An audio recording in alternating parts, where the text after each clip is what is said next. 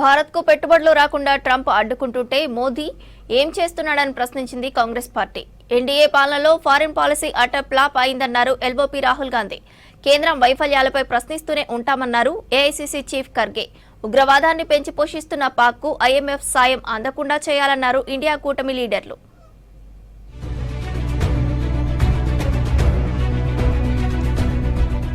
భారత్లో యాపిల్ సంస్థ invest చేయొద్దంటున్న Trump ప్రకటనపై ప్రధాని మోదీ స్పందించాలంది కాంగ్రెస్ పార్టీ. ట్రంప్ ప్రకటనలు భారత్లో పెట్టుబడులపై ప్రత్యక్ష దాడేనని తెలిపింది. అమెరికా ప్రెసిడెంట్ ప్రకటనను ప్రధాని ఖండిస్తారా లేదా ఎప్పటిలాగే మౌనంగా ఉంటారా అని ప్రశ్నించింది. కేంద్ర ప్రభుత్వం మౌనం వెనుక కారణమేంటో చెప్పాలంది కాంగ్రెస్.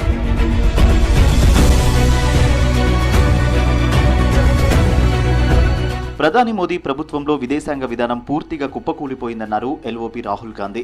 ఆపరేషన్ సింధూర్ తర్వాత భారత్ పరిస్థితిపై విదేశాంగ మంత్రి జైశంకర్ కు సూటిగా 3 ప్రశ్నలు సంధించారు. పాక్ భారత్ సీజ్ ఫైర్ ఒప్పందంపై క్లారిటీ ఇవ్వాలన్నారు. ఆపరేషన్ సింధూర్ తర్వాత పాక్ ను తప్పుబడుతూ ఇండియాకు ఒక్క దేశం కూడా ఎందుకు మద్దతు ఇవ్వలేదో చెప్పాలన్నారు. 3వ ప్రశ్నగా భారత్ పాక్ మధ్య మధ్యవర్తిత్వం వహించమని ట్రంప్ ను ఎవరు అడిగారో తెలపాలంటూ నిలదీశారు. ఈ మేరకు ఎక్స్ లో పోస్ట్ చేశారు రాహుల్.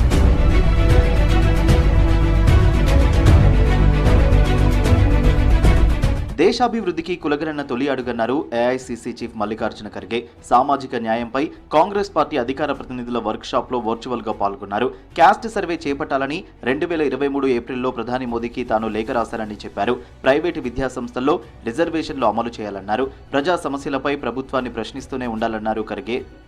आज हमें ये पूछना है, ओबीसी, दलित और आदिवासी समुदायों की देश की सत्ता स्ट्रक्चर में भागीदारी क्या है और कितनी है, कि संविधान के अनुच्छेद 15(5) को तुरंत लागू किया जाए, जिससे ओबीसी, दलित और आदिवासी छात्रों को निजी शैक्षणिक संस्थानों में आरक्षण मिले. ఉగ్రవాదులను పెంచి పోషిస్తున్న పాకిస్తాన్కు ఐఎంఎఫ్ ఆర్థిక సాయం అందకుండా చేయాలన్నారు కాంగ్రెస్ నేత గౌరవ్ గొగోయ్. పాక్ను తిరిగి financial action task force grey లిస్టులో చేర్చేందుకు ప్రయత్నించాలని కేంద్రానికి సూచించారు. ఆపరేషన్ సింధూర్తో భారత్ ధ్వంసం చేసిన టెర్రర్ క్యాంపులను ఐఎంఎఫ్ నిధులతో పాక్ పునరుద్ధరిస్తుందన్నారు Gogoi. The IMF has recently passed a decision to grant $2.5 billion in aid to Pakistan.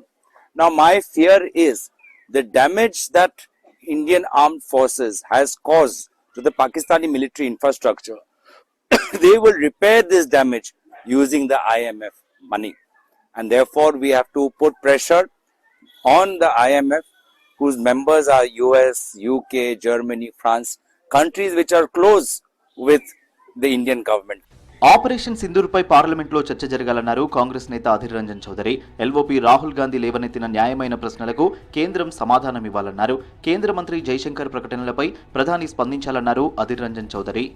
कि कौन कहां क्या गलती की, ये सत्य क्यों नहीं बुलाते? ये लोग बाहर क्यों भटकते हुए अपने भाषण जारी रखे? दूध का दूध और पानी का पानी क्या होते हैं? इसकी निर्णय तो सदन के अंदर चर्चा में सिर्फ मेंबर को ही नहीं बल्कि सारे दुनिया को, सारे देश को पता चलेगी. జమ్మూ కాశ్మీర్లో ఎల్ఓపీ రాహుల్ గాంధీ పర్యటనకు రానుండడాన్ని స్వాగతించారు సీఎం ఒమర్ అబ్దుల్లా. పూంచ్లో రాహుల్ పర్యటన ఉంటుందన్నారు. పాక్ కాల్పులతో నష్టపోయిన ప్రజలను కేంద్రం ఆదుకోవాలన్నారు సీఎం ఒమర్.